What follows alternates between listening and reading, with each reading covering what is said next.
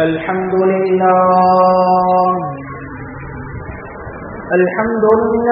رب العالمين والعاقبة للمتقين ولا عدوان إلا على الظالمين والصلاة والسلام على سيدنا محمد وعلى آله وصحبه أجمعين أما بعد فقد قال الله سبحانه وتعالى أعوذ بالله من الشيطان الرجيم بسم الله الرحمن الرحيم وسارعوا إلى مغفرة من ربكم وجنة عرضها السماوات والأرض أعدت للمتقين الذين ينفقون بالسراء والضراء والكاظمين الغيظ والعافين عن الناس والله يحب المحسنين صدق الله العلي العظيم. وقال رسول الله صلى الله عليه وسلم يا عقبة بن عامر صل من قطعك وأعط من حرمك واعف عمن ظلمك أو كما قال عليه الصلاة والسلام وصدق رسول الله صلى الله عليه وسلم. அகில உலகங்களை படைத்து பரிபாலிக்கக்கூடிய அல்லாஹுக்கே எல்லா புகழும். அல்ஹம்துலில்லாஹ். சத்திய தூதர், சன்மார்க்க போதகர், இறுதி தூதர் முஹம்மது ரசூலுல்லாஹ் ஸல்லல்லாஹு அலைஹி வஸல்லம் அவர்களின் மீதிலும் அன்னாரை வழிதொடர்ந்த உத்தம சஹாபாக்கள், தாபிஊன்கள், தபஉ தாபிஈன்கள், கியாமத் வரை வரக்கூடிய முஸ்லிம்கள், முஃமின்கள் அனைவரின் மீதிலும் அல்லாஹ்வின் ஸலாத்தும் ஸலாமும் என்றென்றும் உண்டாவதாக. இறையில்லமாம் மாளிகையில் இஅ்திகாஃபுடைய நியத்தோடு ஜும்ஆவுடைய கடமையை நிறைவேற்ற வந்திருக்கும் அல்லாஹ்வின் நல்லடியார்களே, இறைநேசர்களே, உலக வாழ்க்கையில் அல்லாஹ் சுப்ஹானஹு வ தஆலா எந்தெந்த விடயங்களை எல்லாம் எடுத்து நடக்கும்படி எனக்கும் உங்களுக்கும் கட்டளை பிறப்பித்துள்ளானோ அப்படியாப்பட்ட அனைத்து விடயங்களையும் வாழ்க்கையில் இயலுமானவரை முடிந்தவரை எடுத்து நடக்கும்படியும் எந்தெந்த விடயங்களை விட்டு தவிர்த்து விலகி ஒதுங்கி நடக்குமாறு எனக்கும் உங்களுக்கும் விலக்கல் விடுத்தானோ வேண்டாம் என்று சொன்னானோ அப்படியாப்பட்ட அனைத்து விடயங்களை விட்டும் வாழ்க்கையில் முற்றுமுழுதாக விலகி ஒதுங்கி தவிர்த்து நடக்குமாறு முதற்கண் அடியேனுக்கும் அப்பால் உங்களுக்கும் நான் வசியத்தும் நசீஹத்தும் செய்து கொள்கிறேன். கண்ணியமான அல்லாஹ்வின் நல்லடியார்களே, அன்பார்ந்த சகோதரர்களே, நண்பர்களே, ஈருலக தலைவர் முஹம்மது ரசூலுல்லாஹ் ஸல்லல்லாஹு அலைஹி வஸல்லம் அவர்கள் மக்காவில் நடைபெற்ற ஷிர்க்குகளையும் குஃபுர்களையும் வெறுத்து ஒரு தனிமையான ஒரு இடத்தை நாடி ஹிரா குகையில் தன்னந்தனியாக இருந்து வந்தார்கள். அந்த நேரத்தில் ஒரு தோற்றம், ஒரு உருவம், அந்த உருவம் ஸல்லல்லாஹு அலைஹி வஸல்லம் அவர்களை பார்த்து சொன்னது இக்ரா. ஸல்லல்லாஹு அலைஹி வஸல்லம் அவர்கள் சொன்னார்கள் மா அன பிகாரி, இக்ரா ஓதுங்கள். மா அன பிகாரி, எனக்கு ஓத தெரியாது. மூன்றாம் தடவை இக்ரா ஓதுங்கள். மா அன பிகாரி, எனக்கு ஓத தெரியாது. வானவ தலைவர் ஜிப்ரீல் அலைஹிஸ்ஸலாத்து வஸ்ஸலாம் அவர்களை அல்லாஹ் இறக்கி ஸல்லல்லாஹு அலைஹி வஸல்லம் அவர்களுக்கு குர்ஆனை கொடுத்து நுபுவத்தை கொடுத்தார். சுப்ஹானல்லாஹ். அன்றைய நொடியிலிருந்து 13 வருட காலம் மக்காவில் ஸல்லல்லாஹு அலைஹி வஸல்லம் அவர்கள் பல இன்னல்களை, பல துன்பங்களை, பல துயரங்களை, பல மன சஞ்சலங்களை அனுபவித்தார்கள். சிலர் ஸல்லல்லாஹு அலைஹி வஸல்லம் அவர்களை அடித்தார்கள், சிலர் ஸல்லல்லாஹு அலைஹி வஸல்லம் அவர்களுக்கு ஏசினார்கள், சிலர் எச்சில் துப்பினார்கள், சிலர் முகத்தில் மண்ணை வாரி அடித்தார்கள், துன்புறுத்தினார்கள், ஒட்டக குடலை கொட்டினார்கள். சுஜூதில் இருக்கும் நேரம் ஸல்லல்லாஹு அலைஹி வஸல்லம் அவர்களுடைய கழுத்தை நெருக்கினார்கள். 3 வருட காலம் அபீ தாலிப் என்ற பள்ளத்தாக்கில் முஹம்மது ரசூலுல்லாஹ் ஸல்லல்லாஹு அலைஹி வஸல்லம் அவர்களையும் அவர்களுடைய முழு பரம்பரையையும் ஒதுக்கி வைத்தார். கண்ணியமான அல்லாஹ்வின் நல்லடியார்களே, இப்படியான பல துன்பங்கள் சஞ்சலங்களுக்கு பின்னால் அல்லாஹ் ஹிஜ்ரத்தை நபி அவர்களுக்கு ஹிஜ்ரத் செய்யுமாறு சொன்னார். மதீனாவுடைய காலகட்டம் 10 வருடங்கள். முதலாவது வருடத்திலிருந்தே அல்லாஹ் இஸ்லாத்திற்கு வலிமையை கொடுத்தான், பலத்தை கொடுத்தான். முதலாவது பத்ருடைய யுத்தத்திலிருந்தே வெற்றி. சுப்ஹானல்லாஹ். ஹிஜ்ரி 1, ஹிஜ்ரி 2, ஹிஜ்ரி 3, ஹிஜ்ரி 8ஆம் வருடம் வருகிறது. முஹம்மது ஸல்லல்லாஹு அலைஹி வஸல்லம் அவர்கள் சஹாபாக்களை ஒன்று கூட்டினார்கள், மஷூரா செய்கிறார்கள். மக்காவை எப்படி பிடிப்பது, மக்காவை பிடிப்பது பற்றி ஒரு மஷூரா நடக்கிறது. சஹாபாக்கள் பெரும் ஒரு கூட்டம். மஷூரா நடந்து கொண்டிருக்கும் நேரத்தில் தூரத்தில் இருந்து ஒரு சஹாபி ஹாத்திப் இப்னு அபீ பல்தஆ ரலியல்லாஹு அன்ஹு பார்த்து கொண்டிருக்கிறார்கள். அவருடைய உள்ளத்தில் ஒரு கவலை. என்னுடைய முழு குடும்பமும் மக்காவாசிகள், என்னுடைய மனைவி, என்னுடைய பிள்ளை குட்டிகள், என்னுடைய சொந்தக்காரர்கள், உறவினர்கள், என்னை தவிர நான் மட்டுமே மதீனாவில் இருக்கிறேன். முழு குடும்பமும் மக்காவில் இருக்கிறேன். கவலை வந்துவிட்டது, பயம் வந்துவிட்டது. ஒருவேளை மக்காவை பிடிப்பதற்கு பெரும் ஒரு கூட்டம் சென்றால் யுத்தம் நடக்கும். என்னுடைய பிள்ளை குட்டிகளுடைய நிலைப்பாடு, என்னுடைய மனைவி மக்களுடைய நிலைப்பாடு, பயம் வந்துவிட்டது. இந்த மசூராவுக்கு பின்னால தனிமையில் சென்று ஒரு கடிதம் எழுதுகிறார். ஹாத்திப் இப்னு அபீ பல்தாவிடமிருந்து மக்காவாசிகளுக்கு ஒரு கடிதம். அந்த கடிதத்தில் எழுதப்பட்ட விடயம், மக்காவாசிகளே, இதோ முஹம்மது ஸல்லல்லாஹு அலைஹி வஸல்லம் அவர்களும் அவர்களுடைய பெரும் ஒரு படை தோழர்களும் இதோ மக்காவை பிடிப்பதற்கு வந்து கொண்டிருக்கிறார்கள், கவனமாக இருங்கள். இப்படிக்கு ஹாத்திப் இப்னு அபீ பல்தா அந்த கடிதத்தை ஒரு பெண்மணியிடத்தில் கொடுத்து அனுப்புகிறார்கள். அந்த பெண்மணி சென்று கொண்டிருக்கிறார். மதீனாவில் இருந்து அந்த பெண்மணி மக்காவை நோக்கி புறப்பட்டுக் கொண்டிருக்கும் பொழுது ரௌபத்துல் ஹாஸ் என்ற ஒரு இடத்தில் அல்லாஹ் இந்த செய்தியை ஸல்லல்லாஹு அலைஹி வஸல்லம் அவர்களுக்கு அல்லாஹ் வஹி அறிவித்து விட்டார். ஸல்லல்லாஹு அலைஹி வஸல்லம் அவர்கள் 3 சஹாபாக்களை அழைத்து சொன்னார்கள். ஸுபைர் இப்னு அவ்வாம், மிக்தாத் இப்னு அஸ்வத், அலி இப்னு அபீ தாலிப் ரலியல்லாஹு அன்ஹு 3 சஹாபாக்களை கூப்பிட்டு சொன்னார்கள், இதோ ஒரு பெண்மணி இந்த இடத்தில் ரௌபத்துல் ஹாஸ் என்ற இடத்தில் இருந்து கொண்டிருக்கிறாள், மக்காவை நோக்கி சென்று கொண்டிருக்கிறாள். அவருடைய கையில், அவளிடத்தில் ஒரு கடிதம் இருக்கிறது, அந்த கடிதத்தை எடுத்து விட்டுவார். 3 சஹாபாக்களும் சென்றார்கள். அந்த பெண்மணியை பிடித்தார்கள், விசாரித்தார்கள். கடிதம் இருக்கவில்லை, என்னிடத்தில் கடிதம் கிடையாது.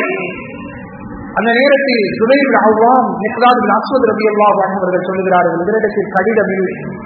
சொன்னார்கள், இன்னி அஹ்லிஃபு பில்லாஹ், அல்லாஹ்வின் மீது சத்தியம் செய்து சொல்கிறேன், மா கதிப ரசூலுல்லாஹ் ஸல்லல்லாஹு அலைஹி வஸல்லம் அவர்கள் ஒரு நாளும் பொய் சொல்ல மாட்டார்கள்.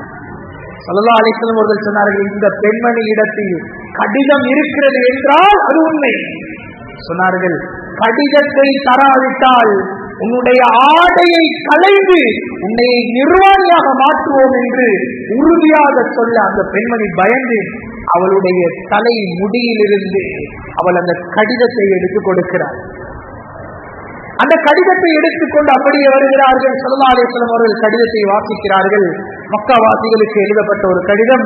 கவனமாக இருங்கள். இப்படிக்கு ஹாத்தப் இப்னு அபீ பல்தஆ, ஹாத்தப் இப்னு அபீ பல்தஆவை பார்த்து கேட்டார்கள், மா அமலக யா ஹாத்தப், ஹாத்தபே இது ஒரு துரோகம், யுத்தத்தினுடைய விடயத்தை அடுத்த அணியினர்களுக்கு சொல்வது ராஜ துரோகம்.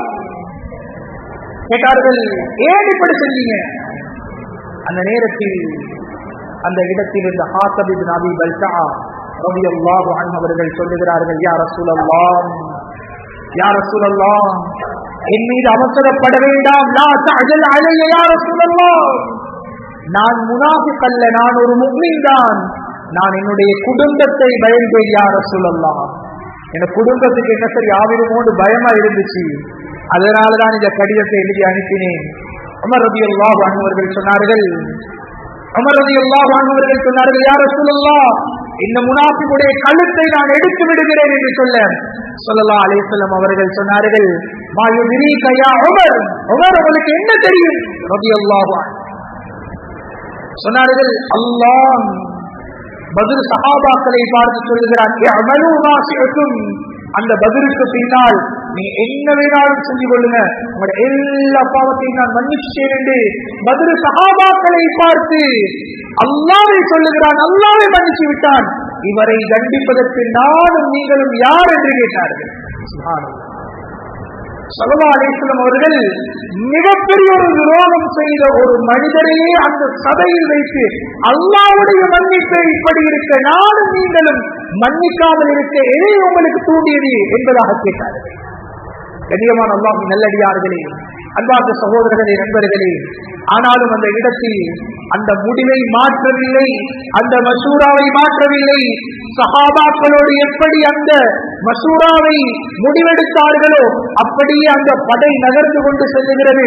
மக்காவினுடைய போர்டர், மக்காவினுடைய எல்லையில் வைத்து ஸல்லல்லாஹு அலைஹி வஸல்லம் சஹாபாக்களை பார்த்து சொன்னார்கள், 5 பேர்கள், ஒரு ரிவாயத்தில் 4 பேர்கள், இன்னொரு ரிவாயத்தில் 5 நபர்கள் சொன்னார்கள். இந்த 5 நபர்களை மக்காவில் எங்கு கண்டாலும் கொலை செய்து விடுங்கள் சொன்னார்கள். திரும்ப திரும்ப சொன்னார்கள், மக்காவில் கஅபாவில் ஹரம் ஷரீஃபுடைய எல்லையில் கஅபாவுடைய புடவையை பிடித்திருந்தாலும் இந்த 5 மனிதர்களை கொலை செய்யுங்கள் என்று சொன்னார்கள். அதிலே ஒரு மனிதர் தான் இக்ரிமா, இக்ரிமத்தின் அபீ ஜஹல், அபூ ஜஹலுடைய மகன் இக்ரிமா. அபூ ஜஹல் யார்? ஃபிர்அவுன் ஹாதிஹில் உம்மah, இந்த சமுதாயத்தின் ஃபிர்அவுன் என்று அழைக்கப்படுபவர். ஃபிர்அவுன் என்பவன் யார்? உலமாக்கள் எழுதுகிறார்கள், ஃபிர்அவுனை போன்று ஒரு கொடியவன் இதற்கு முன்னால் வந்ததும் கிடையாது, இதற்கு பின்னால் வரப்போவதும் கிடையாது. அந்த ஃபிர்அவுனுக்கு ஒப்பாக்கப்பட்டவன் தான் அபூ ஜஹல். அபூ ஜஹலுடைய மகன் இக்ரிமா மிகப்பெரிய ஒரு விரோதி. இவருடைய பெயர் ஸல்லல்லாஹு அலைஹி வஸல்லம் அவர்கள் சொல்லி கொலை செய்து விடுங்கள் என்ற செய்தி கேள்விப்பட்டவுடன் அப்படியே கடல் மார்க்கமாக அப்படியே யமன் தேசத்துக்கு சென்று விடுகிறார். கண்ணியமானவர்களே, அல்லாஹ்வின் நல்லடியார்களே, உம்மு ஹக்கீம் இக்ரிமாவுடைய மனைவி அழுது கொண்டு ஸல்லல்லாஹு அலைஹி வஸல்லம் அவர்கள் மக்காவுக்குள்ளால வந்திருக்கிறாங்க. அது சொல்றாங்க, யா ரசூலல்லாஹ், என்னுடைய கணவர் இக்ரிமாவை நீங்க கொலை செய்யன்னு சொல்லி இருக்கிறீங்க, யா ரசூலல்லாஹ், ஒரு சந்தர்ப்பம் கொடுங்க யா ரசூலல்லாஹ், அவருக்கு திருந்துவதற்கு அவருக்கு ஒரு வாய்ப்பு கொடுங்கள், அவரை மன்னிச்சிடுங்க சொன்னாங்க. ஸல்லல்லாஹு அலைஹி வஸல்லம், இக்ரிமா ஹுவ ஆவி, இக்ரிமா அச்சம் தீரப்பட்டு விட்டார், அவரை கூட்டிக் கொண்டு வாங்க. லெட்டர் எழுதி அனுப்புறாங்க. கடல் மார்க்கமாக லெட்டர் போகிறது. இக்ரிமா எடுத்து வாசிக்கிறார். உங்களை ரசூல் ஸல்லல்லாஹு அலைஹி வஸல்லம் அவங்க மன்னிச்சிட்டாங்க, நீங்க வாங்க. நம்பல். மறுதடவை கடிதம், மறுதடவை வருகிறார். உம்மு ஹக்கீமை பார்த்து சொல்றாங்க, உம்மு ஹக்கீம், நீ சொல்றது உண்மைதானே? நாங்க முஹம்மது ஸல்லல்லாஹு அலைஹி வஸல்லம் உங்கள்கிட்ட போக இருக்கிறோம், நீ சொல்றது பொய்யாக இருந்தால் என்னுடைய உயிர் அதே இடத்திலே சென்றுவிடும் சொன்னாங்க. உண்மையிலேயே முஹம்மது ஸல்லல்லாஹு அலைஹி வஸல்லம் உங்களை மன்னிச்சிட்டாங்க. அவருக்கே நம்ப முடியல, அவ்வளவு பெரிய விரோதி. கண்ணியமானவர்களே, அல்லாஹ்வின் நல்லடியார்களே, அப்படியே ஸல்லல்லாஹு அலைஹி வஸல்லம் அவர்களிடத்துல வாராங்க. இந்த செய்தி ஸல்லல்லாஹு அலைஹி வஸல்லம் அவர்களுக்கு கேள்விப்படுகிறது. இக்ரிமா ஒரு நல்ல எண்ணத்தோட உங்களை பார்க்க வாராரு யா ரசூலல்லாஹ். சஹாபாக்கள் எல்லாத்த பார்த்து சொன்னாங்க, இக்ரிமா வாராரு. அவர் வார நேரத்துல அவருடைய மௌத்தா போன அவருடைய வாப்பாவை பத்தி யாரும் தப்பா பேசவான்னு சொன்னாங்க. அவருடைய மரணிச்ச வாப்பா அபூ ஜஹல் இஸ்லாத்தினுடைய மிகப்பெரிய விரோதி. அவரை பத்தி யாரும் தப்பா பேசவானாம். மரணித்தவர்களை நீங்கள் ஏற்கும் பொழுது அது உயிருள்ளவர்களினுடைய நல்லெண்ணத்தை உடைத்து விடும் என்று சொன்னார்கள். அவர் இஸ்லாத்தை எதிர்பார்த்து வருகிறார், நல்லெண்ணத்தோடு வருகிறார். அவருடைய வாப்பாவுக்கு நீங்க ஏற்கிறது அவருடைய உள்ளத்தை உடைக்கிறதுக்கு சமானம் என்று சொன்னார்கள். கண்ணியமான அல்லாஹ்வின் நல்லடியார்களே, இக்ரிமா இப்னு அபீ ஜஹல் தூரத்தில் இருந்து வருகிறார். ஹதீஸ்ல வருது, ஸல்லல்லாஹு அலைஹி வஸல்லம் அவர்கள் வஸத இலைஹி, ஸல்லல்லாஹு அலைஹி வஸல்லம் அவர்கள் பாய்ந்து ஓடி அவரின் பக்கம் செல்லுகிறார். உலமாக்கள் எழுதுறாங்க, ஒரு 2 நண்பர்கள், மிக நெருக்கமான 2 நண்பர்கள் பல நாட்கள் கழித்து எப்படி சந்தித்துக் கொள்வார்களோ இதுபோல ஒரு தருணம். ஸல்லல்லாஹு அலைஹி வஸல்லம் வஸத இலைஹி, இக்ரிமாவின் பக்கம் பாய்ந்து ஓடினார். ஸல்லல்லாஹு அலைஹி வஸல்லம் தன்னுடைய மேலில் இருந்த அந்த போர்வையை எடுத்து அப்படியே அவருக்கு மேலால் போர்த்துகிறார். கண்ணியமான அல்லாஹ்வின் நல்லடியார்களே, அன்பார்ந்த சகோதரர்களே, நண்பர்களே, இக்ரிமாவுக்கு ஆச்சரியம்.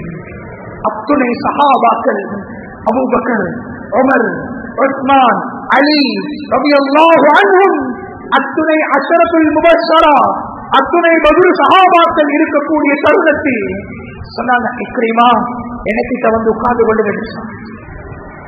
இக்ரிமா எனக்கிட்ட வந்து உட்கார்ந்து கொள்ளுங்க என்று சொன்னாங்க. ஒரு ஆச்சரியம், நான் ஒரு விரோதி, நான் இஸ்லாத்தினுடைய மிகப்பெரிய ஒரு துரோகி, விரோதி. ஸல்லல்லாஹு அலைஹி வஸல்லம் எனக்கு அவங்களோட பக்கத்தில் ஒரு இடத்தை தான். இதுதான் முஹம்மது ரசூலுல்லாஹ் ஸல்லல்லாஹு அலைஹி வஸல்லம் அவர்களுடைய குணம், குணாதிசயம். கண்ணியமானவர்களே, சொன்னார்கள், இக்ரிமா சொல்லுகிறார், முஹம்மது ரசூலுல்லாஹ் ஸல்லல்லாஹு அலைஹி வஸல்லம் நீங்க என்னைய மன்னிச்சிட்டீங்க. உம்மு ஹக்கீம் சொல்றாங்க, உண்மையிலே என்னைய மன்னிச்சிட்டீங்கன்னா சொன்னாங்க, இக்ரிமா இன்னக ஆமீன், நீ அச்சம் தீரப்பட்டு விட்டாய், உன்னை நான் மன்னிச்சிட்டேன், என்னால எந்த ஒரு பிரச்சனையும் உனக்கு வராது. அந்த இடத்திலே இஸ்லாத்தை ஏற்றுக்கொள்கிறார். கண்ணியமான அல்லாஹ்வின் நல்லடியார்களே, இதுதான் இஸ்லாம் கற்றுத்தரும் மன்னிப்பு. இஸ்லாம் கற்றுத்தரும் மன்னிப்பு. கண்ணியமானவர்களே, தன்னுடைய கழுத்தில் தலையில் ஒட்டக குடலை கொட்டியவர், தன்னுடைய சுஜூதில் இருக்கும் நேரத்தில் கழுத்தை நிறுத்தவர், இந்த பரம்பரையிலிருந்து வந்த அவருடைய மகனை மன்னித்திருக்கிறார். இஸ்லாத்துக்கு மிகப்பெரிய விரோதி. கண்ணியமான அல்லாஹ்வின் நல்லடியார்களே, அந்த இடத்தில் அவருக்கு ஒரு பெயர் ரலியல்லாஹு அன்ஹும் வர்துஆன் சஹாபாக்களில் சேர்ந்து கொண்டார். கண்ணியமான அல்லாஹ்வின் நல்லடியார்களே, அன்பார்ந்த சகோதரர்களே, நண்பர்களே, அப்படி அந்த படை செல்லுகிறது. அந்த படை செல்லுகிறது.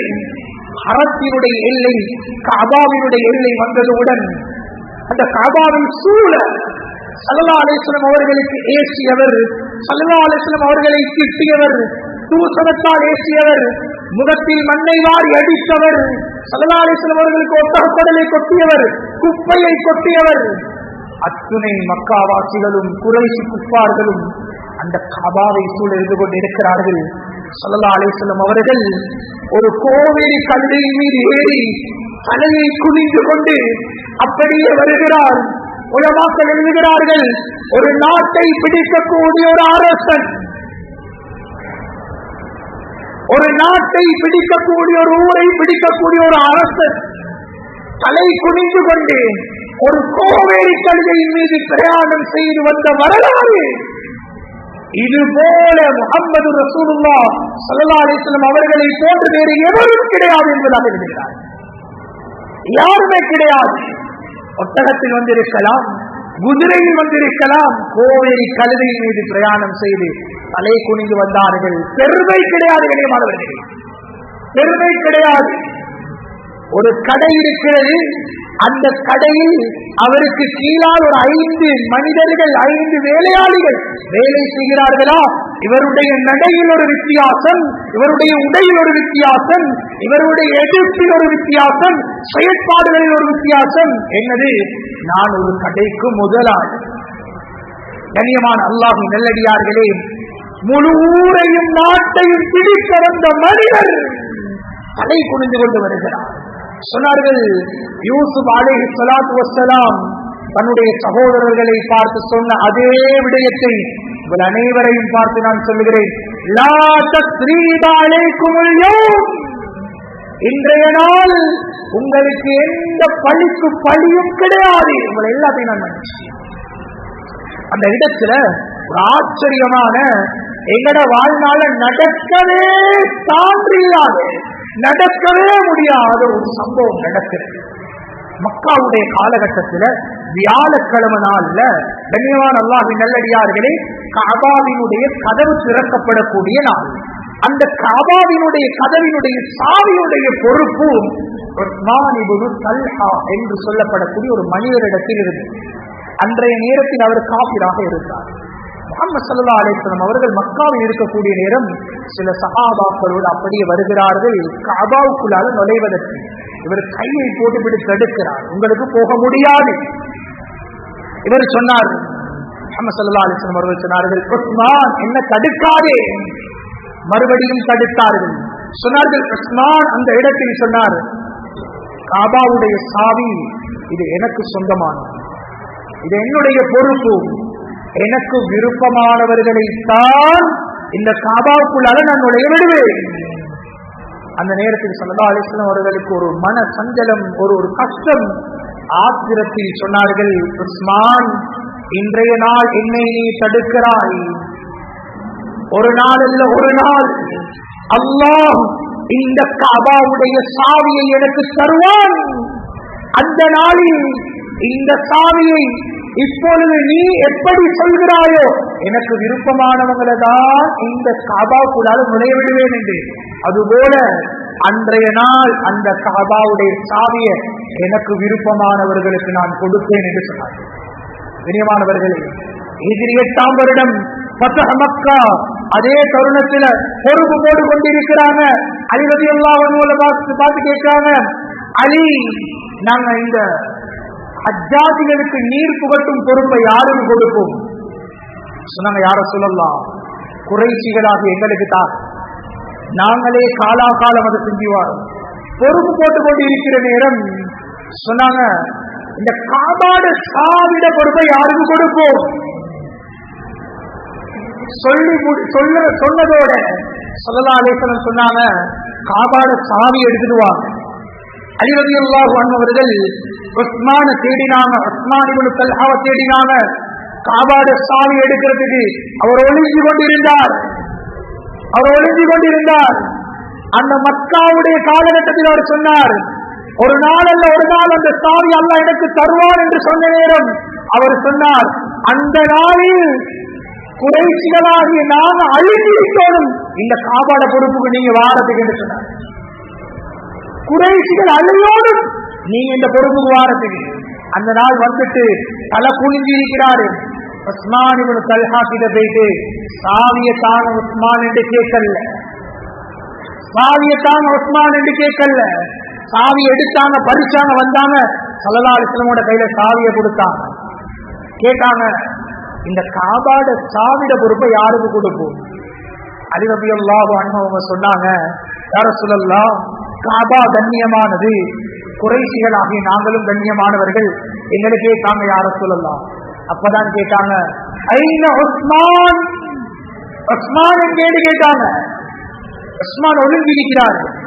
உஸ்மான கூட்டிட்டு வந்தா சொன்னாங்க, காது கிட்ட வந்து சொன்னாங்க, உஸ்மான், உனக்கு நினைவிருக்கிறதா, நான் ஒரு தடவை உனக்கு சொன்னேன், ஒரு நாள் அல்ல ஒரு நாள் அல்லாஹ் இந்த கஅபாவுடைய சாவியை எனக்கு தருவான், அந்த நாளில் எனக்கு விருப்பமானவர்களுக்கு இந்த சாவியை நான் கொடுப்பேன் என்று நான் சொன்னது உனக்கு நினைவிருக்கிறா?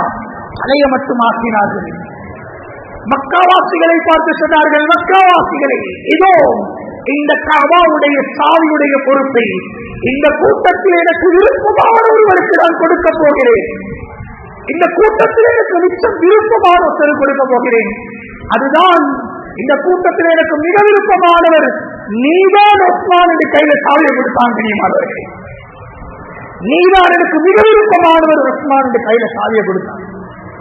சாவியை கொடுத்துட்டு சொன்னான், இந்த சாவிய காலாகாலம் நீயும் உன்னுடைய குடும்பமும் பரம்பரையுமே இந்த காபாவை பரிபாலனம் செஞ்சுவாங்க.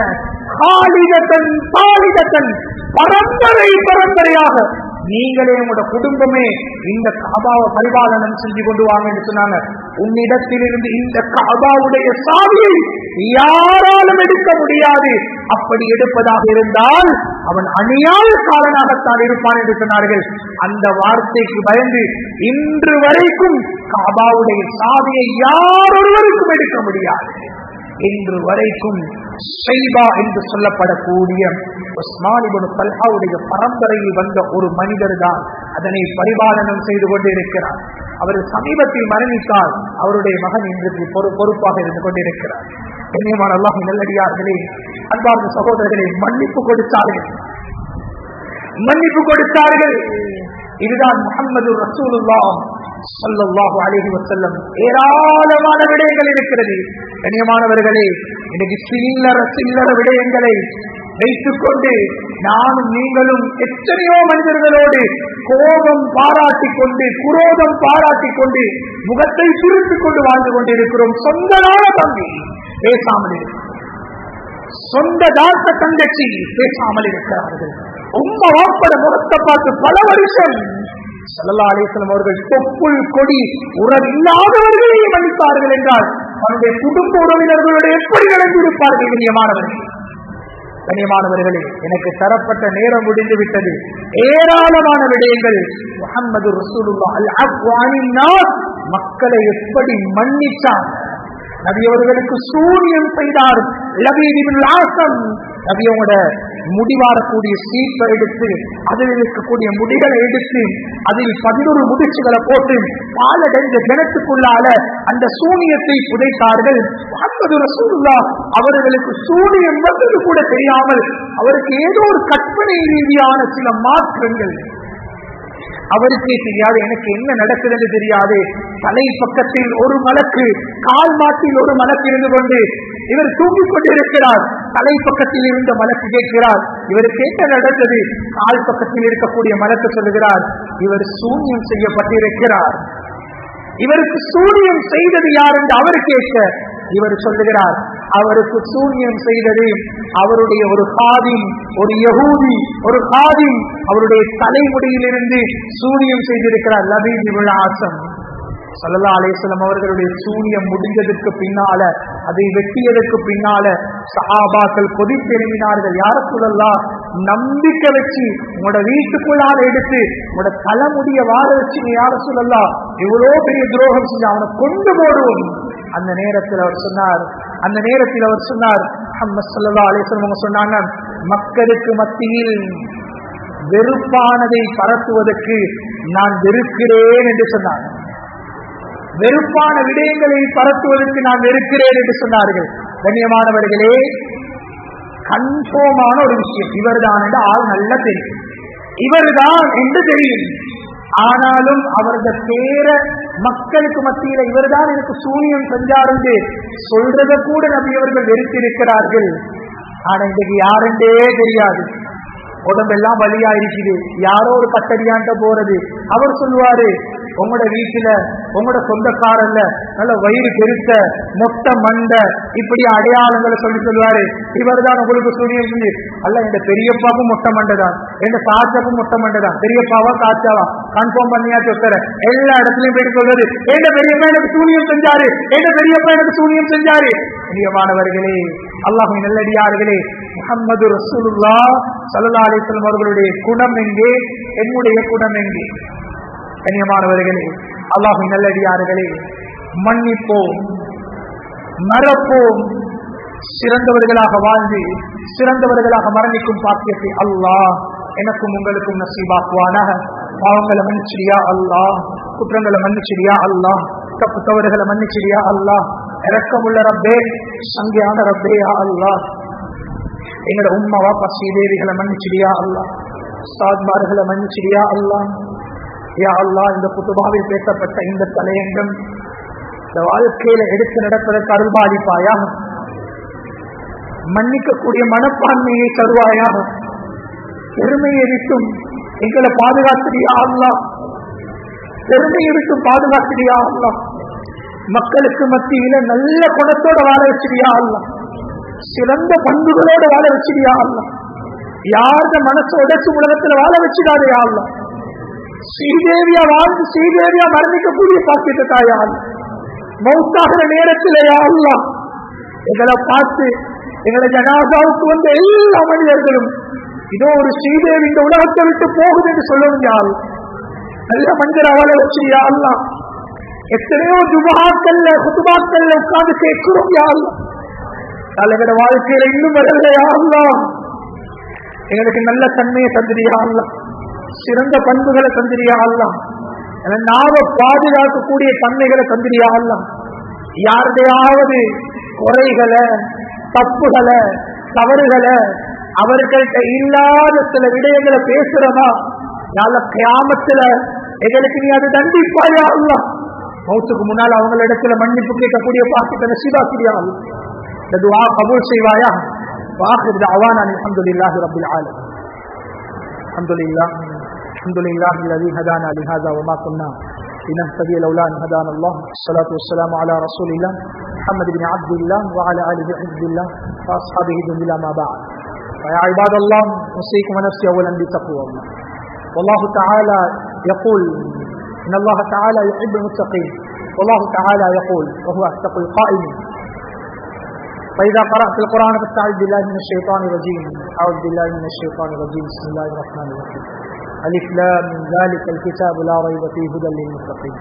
صدق الله العلي العظيم. أقول قولي هذا أستغفر الله لي ولكم ولجميع المسلمين من كل ذنب فاستغفروه إنه هو الغفور الرحيم.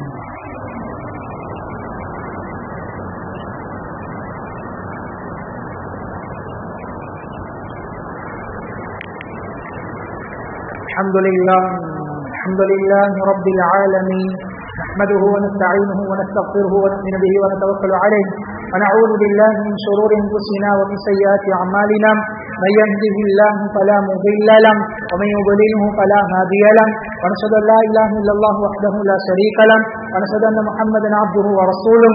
اللهم صل على محمد وعلى آل محمد وبارك وسلم عليه. أما بعد، فإني أوصيكم ونفسي أولا بتقوى الله وأحذركم يوما عبوسا قمطريرا. فأعوذ بالله من الشيطان الرجيم. بسم الله الرحمن الرحيم. إن الله وملائكته يصلون على النبي يا أيها الذين آمنوا صلوا عليه وسلموا تسليما.